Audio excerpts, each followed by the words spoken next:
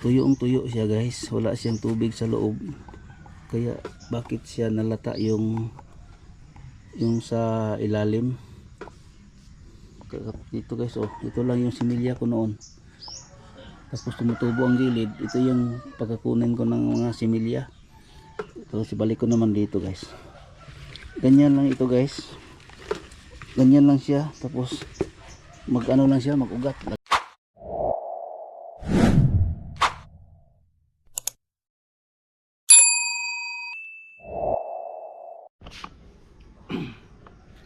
Ayan, good morning sa inyong lahat dyan. Panibagong vlog, panibagong araw naman tayo ngayon guys. Ay mayroon akong i-share sa inyo guys, no, kung bakit ganito yung yung snake plant na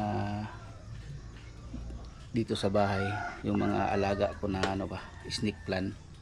Bakit siya guys, malata yung niya, yung kanyang puno, kasi hindi ko naman siya palaging lagyan ng tubig. Ganito guys, oh, nitapon ko lang sa gilid para ito guys, galing ito sa loob sa bahay, doon sa loob itong snake plant ko. Ito guys, oh, may paso ako doon, nilagay ko sa loob, gilid sa CR. Hindi naman yung mabasa kasi sa labas naman siya, no, doon ko nilagay. Tapos ito, bigla man siyang nalata o ano ba yan sa Tagalog. Kaya kung mahilig na mga plantito o plantita dyan, i-share ninyo yung kung bakit malata yung katulad na ito na stick plant. Hindi ko naman siya palaging lagyan ng tubig. Katulad nito guys, oh, nalata siya. Tapos nandoon sa loob siya guys, kunin ko doon. Tapos palitan ko siya ng bago, yung bagong snake plant ko dito. Meron akong paano dito. Ito guys, oh, maliit siya. Matagal na ito guys. Yan, ipalit ko doon sa loob kasi may ugat na siya. Sayang naman guys, no, namatay yung doon. Teka, puntahan natin yung doon sa loob. Iba kung mga tanim dito, okay naman siya. Oh, ito nasunog naman din, oh, sa init. Tapos may bago naman siyang dahon. Itong Prince Orange ko, Red Congo, ito Prince Orange, oh, nawala lang dahon kasi palaging masunog. Ito yung dahon niya, oh, sunog siya guys. Itong bonsai ko na niyog, wala itong problema. Ang sa akin lang paano maglinis dito, oh. Hindi ko nang linis na maayos para hindi siya mabukaka yung dahon. Parang simple lang. At saka yung isa, oh, ayan.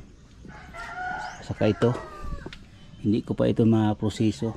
Mabili pa ako ng ganitong paso para hindi siya dyan, oh, parang yung ugat niya nandoon na sa loob sa ilalim. Ito guys, oh, may ugat na siya, oh. Yan, laki na. Proseso ko pa yan para maging bonsai na niyog yan. At saka itong hanging plants ko, ang payat. May binili ako ng mga abono dyan pero hindi man siya magganda yung dahon. At saka ito yung niyog ko, octopus na bonsai ko na niyog. Octopus yan guys, oh. Katulad dito guys, oh, akala ko malata yung puno niya doon sa ilalim. Okay naman siya dito, nakaano pa siya, oh, may bibi na siya. Ayan, ito din, oh, yung pang indoor ko na bulaklak. Ito pang indoor ko ito. At saka ito guys, oh, ito naman yung ko, black cardinal. Ito, ayan, puntahan natin yung doon sa guys, sa loob. Dalhin ko dito para itanim ko yung doon na maliit na tawag dito, snake plant. Ito guys, sa buti ko lang nilagay, may ugat na siya sa ilalim, tumutubo na guys. May ugat na siya. Ito guys, may ugat na. Ayan, dito lang yan, parang water based yan dito sa labas. At ito naman yung variegated sisi ko guys. May bago na naman ako. Ito yung una niya, tapos pangalawa, pangatlo, pang-apat ito. Ayan, ito yung variegated na sisi, welcome. At saka ito guys, mayroon din ako dito. Itong ibang klase ito na snake plant. Tapos ito yung doon sa loob, ganito. Tapos ito guys, dito lang ito sa gilid sa labas. Okay naman siya, palagi ito mabasa kapag umulan. Yung init at saka ulan pupunta dito minsan kapag malakas yung hangin. At ito naman yung bago kong guys, yung bago kong variegated na sisi, welcome din. Dito ko ilagay sa pinto para yung mga tao mayroong dumating dito, palaging welcome sa akin. Ayan, puntahan natin dito yung guys, yung ito sana yung ilagay ko doon guys, parang palit ba doon sa yung namatay na snake plant dito. Ayan, dito sa loob. Ito guys, yung isa yung mataas ganito, ito okay dito gilid sa pagpuntang CR, yung toilet ko o ganyan. Ito, tapos ito okay naman siya, wala naman siyang problema. Mayroon na siyang mga lumalabas na bibi niya dito. Ito, bibi naman niya ito. Ito, yung katulad dito na mataas, malaki. Dito siya nakatayo. Ganyan. Pero, nalata siya guys. Ano kaya ang problema noon yun? Bakit ganyan siya? Bala ko sana, ipalitan ko na siya ng bago dito. Ilagay ko dito yung isa. Kaya ipalabas ko ito. Tingnan natin, hindi ko siya diligan para tingnan natin kung anong mangyari sa kanya kung hindi siya diligan. Kaya i-repair ko ito siya. Ito siya guys, yan. Magtanim ako dito sa gilid niya, yung katulad nito mataas.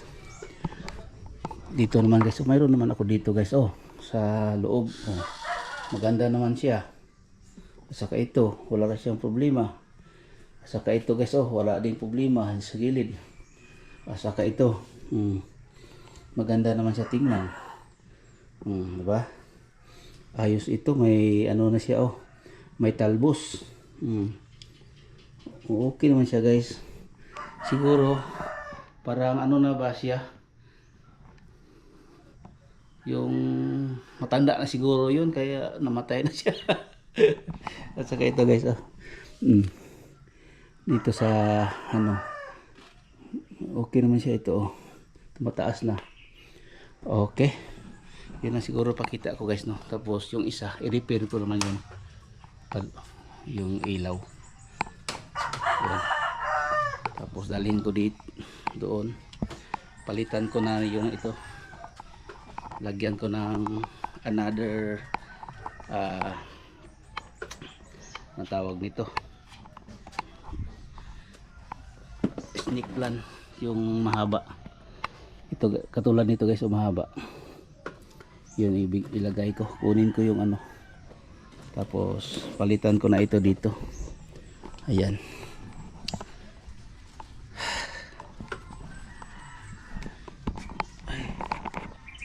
Guys, yung plaster muna natin yung ating GoPro. Yan, ito na guys. Yan, ito na guys, ito na.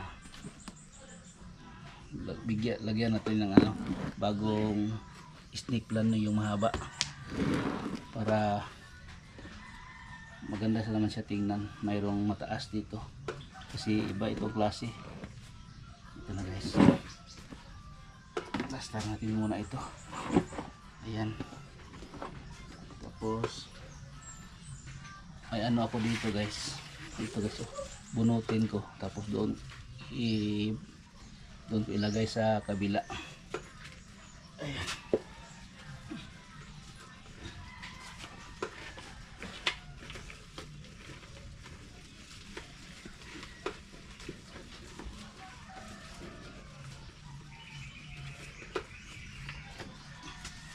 Ito na guys, bunutin ko. Ito naman guys, mag-isa lang siya dito. Ito yung mother niya, ito. Tingnan niyo yung mother niya guys. Tapos nag-ano siya, nagbibi na siya guys, dito. Ayan. Tinanggal ko na guys. Tapos ibalik ko naman ito para makabibi naman siya dito sa dati. Para magbibi siya, no. Mamaya na ito guys, no. Ito lang unahin ko para matanim ko dito sa kabila. Ito na guys, tanim natin dito para may bago na naman. Kasi namatay yun. Bihira yung ano. Tapos ilagay ko dito sa loob. Pero maliit siya guys, hindi siya magtaas. Laki. Hindi siya naglapad yung dahon.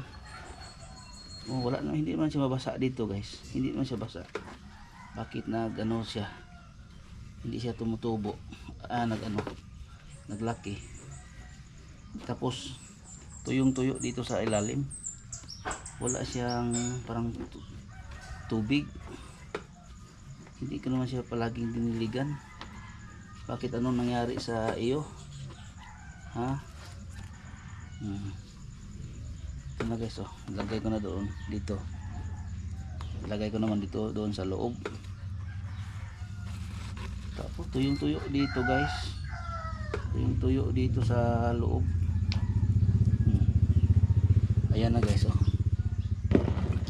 ilagay ko na doon sa loob mamaya. Ito na.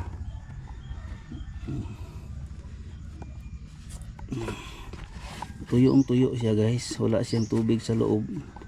Kaya bakit siya nalata yung sa ilalim. Dito guys, ito lang yung similya ko noon. Tapos tumutubo ang gilid. Ito yung pagkakunin ko ng mga similya.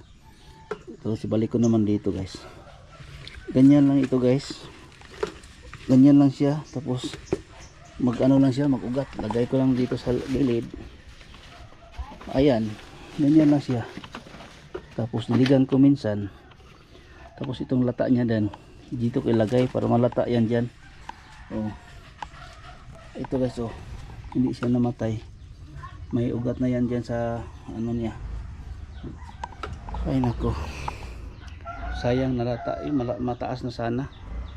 Ayan, ibalik ko naman dito doon sa loob ito ngayon guys, para ma-display ko doon. Ayan, mamaya naman guys, no. Yun, i-comment ko ngayon guys sa inyo. I-comment nyo guys, no, yung mga plantita dyan, bakit siya nalata, na hindi ko naman siya nadiligan, o siguro matanda na yung similya ko. Yan.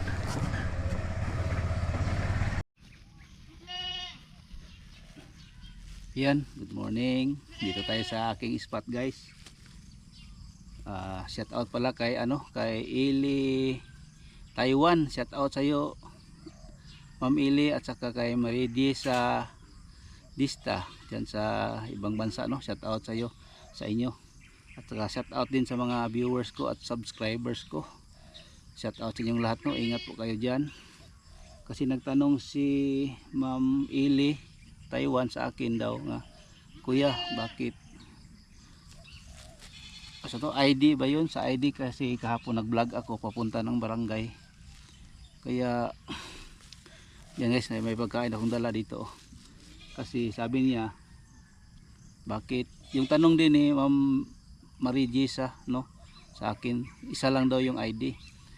Nagtaka ako kasi yung Google AdSense siguro yun nagpadala sa akin ng message, binasa ng anak ko doon sa laptop, kaya nag-process din ako. Pero mayroon na akong mga passport, yun araw-araw ko ginagamit na ano, driver license, at saka yung national ID, at saka yung kinuha ko yung ano, yung residency permit, kasi bago lang ako nagtira dito na barangay, kaya siguro nakita siguro sa doon na parang alanganin sila ba magpadala ng ano, Google AdSense ko o ano ba yun, basta yun ang pinadala sa akin na ano, na kukunin ko daw yung apat.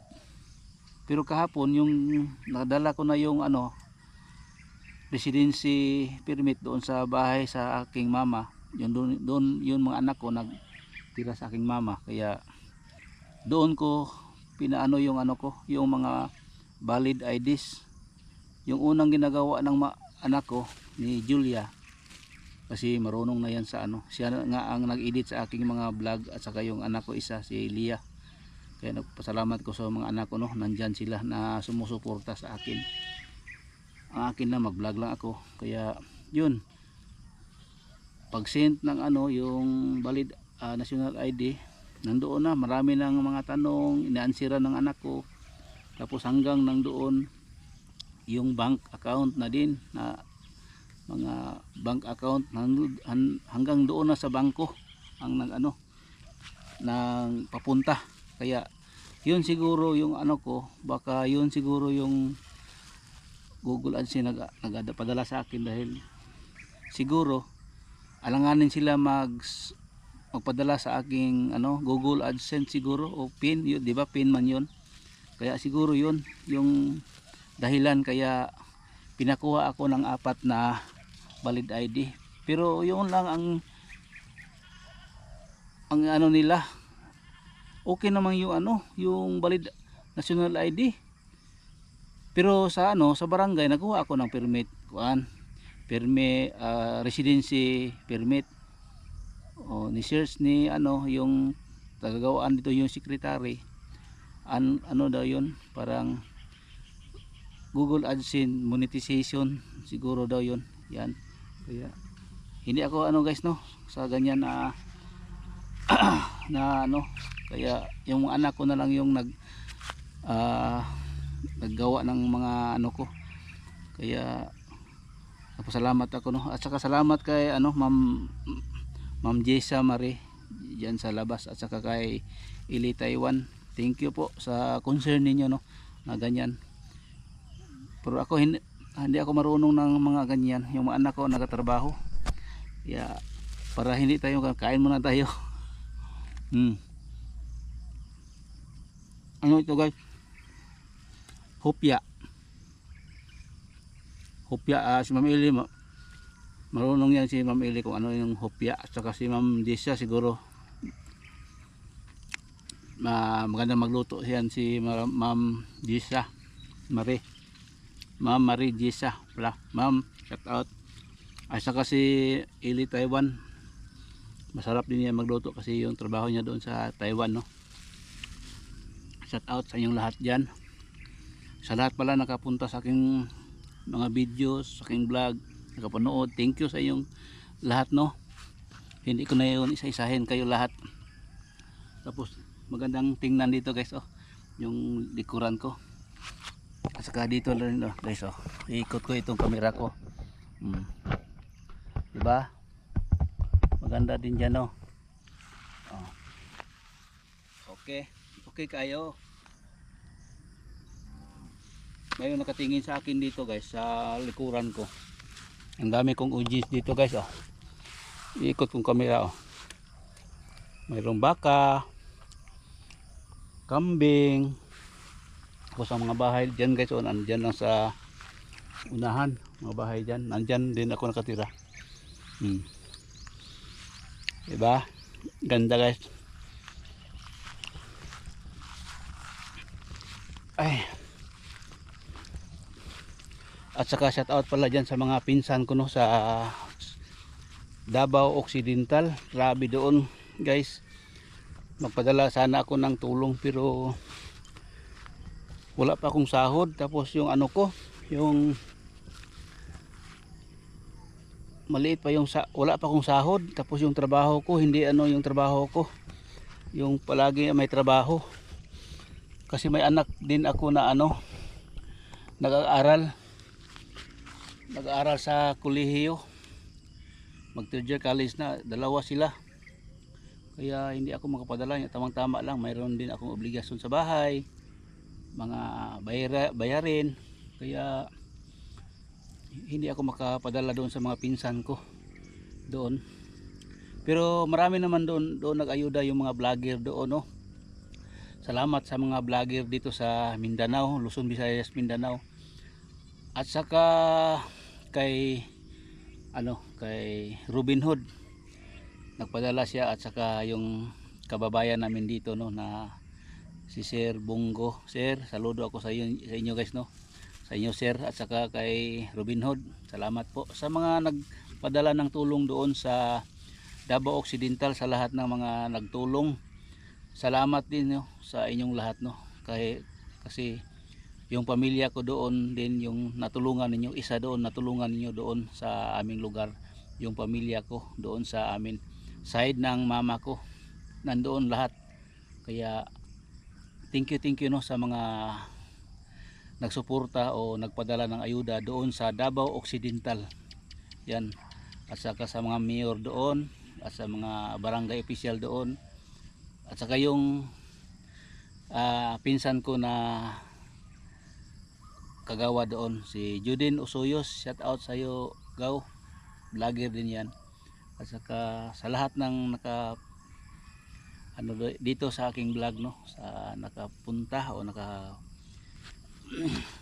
nakapanood, thank you so much sa inyong lahat, no. Yan, maraming salamat. Ingat po din tayo kasi hindi natin alam, baka mayroon pang susunod. Pero i-pray natin sa God, no, na sana hindi na yun mangyayari, o may mangyari man, yung hindi na katulad na ganyan na grabe, back to zero talaga doon sa Davao Occidental.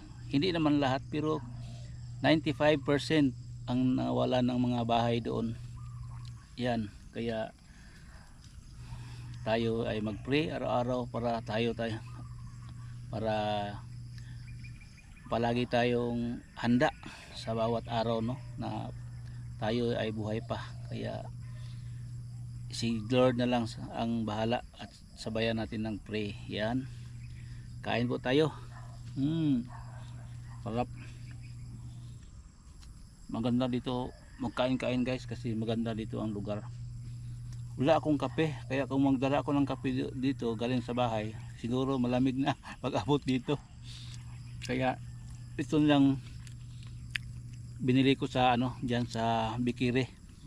May Bikiri dito, Bikiri biscuit ito. Hindi ito dito sa big shop talaga. Dito lang ito, yung mga bitin-bitin ba, parang ganyan ba, ganyan sa tindahan. Ayan, nakabalot na. Ayan, yun. Yan guys, mamaya naman. Ayan guys, at saka nakalimutan ko pala, no, sa aming sa aming dito, mahal na busy Pangulo dito sa aming kababayan din namin, no,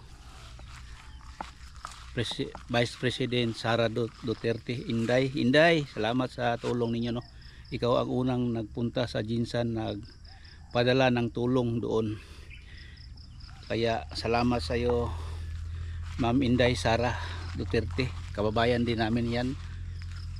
Yan, palagi ko yun siya makikita nung una, yung maliit pa ako. Mga yan sa akin, bunso, yan sa akin. 50 plus naman ako, siya mga 40 plus pa si Ma'am Sara. Palagi ko yan makikita dito sa Digos, kasi mayroong barkada dito sa amin na anak din ng politiko dito sa amin, no. Shout out sa iyo, Ma'am Sara, no, kung nakita mo itong videos ko. Palagi yan nakapunta dito sa amin sa Digos City, kasi labas pasok yan dito sa amin. Kaya kilalang kilala din si Ma'am Sara dito sa amin nung una pa. Dalaga pa yan, nag-aaral pa yan ng kolehiyo kasi may batchmate siya dito sa amin. Minsan nagdaan sa aming bahay, doon niya hanapin yung barkada niya kasi yung barkada niya palaging nagpunta sa aming bahay. Kaya magpaano siya ng napupunta sa amin yung tao na kung nandyan ba yung barkada niya sa amin. Pag nandyan sa amin, sabi niya, narinig ko, tawagin niya, nandoon si Ma'am Sara, hinahanap ka. Ayun, pupunta yung barkada ko, pupunta, magkikita sila. Ayan, hindi ko ito kahiya kasi totoo naman ito yung sinasabi ko, no. May best friend siya dito sa amin, politiko din, attorney ang mama, doktora, attorney din yung mama niya. Yan, hindi ko yan ikahiya kasi totoo naman. Yan guys, hanggang dito na lang itong vlog ko, no. Maraming salamat sa inyong lahat, sa inyong suporta. Thank you sa inyong lahat. God bless po, ingat.